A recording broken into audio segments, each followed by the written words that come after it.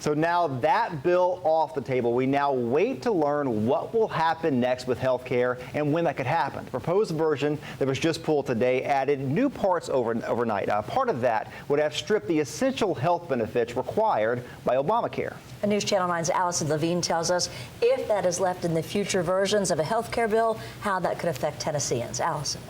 The Affordable Care Act outlined a basic set of benefits that every insurance plan has to provide. When President Trump first took on health care, he promised to give more power back to the states.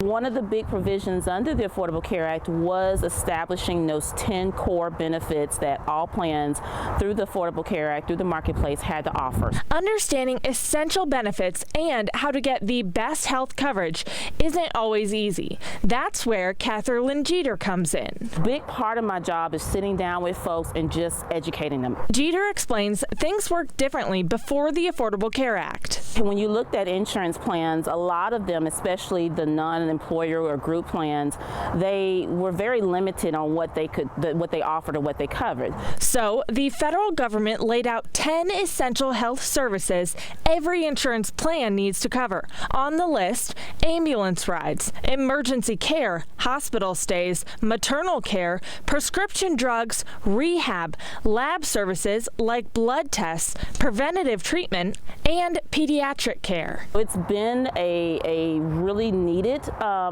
thing in terms of offering health insurance. Under the Republicans' proposed American Health Care Act, each state would get to decide what that list of essential services looks like. I think it's going to cause confusion because insurance carriers are going to have plans that offer different things. As a rheumatologist, Dr. Charles St. Nick treats patients of all ages. Children and adults who have joint pain and inflammation, so it's chronic disease. That falls under essential benefits under the ACA, and that will stay in place for now while the GOP decides what to do next on health care. There should be a basic health level for all Americans. That should not be determined by the Tennessee legislature. The idea of the states deciding what and what not to cover doesn't sit well with him. I do not have great hopes for them doing what's right for the Tennessee people health care-wise.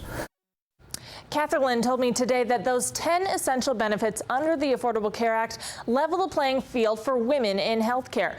Kim, without federal regulation, she's concerned about what will happen to services like mammograms, maternal care, and access to birth control. All right, Allison, thank you very much. In a statement, Congressman Chuck Fleischman said the American Health Care Act was not perfect, but was a step in the right direction. He also reaffirmed his commitment to repealing Obamacare.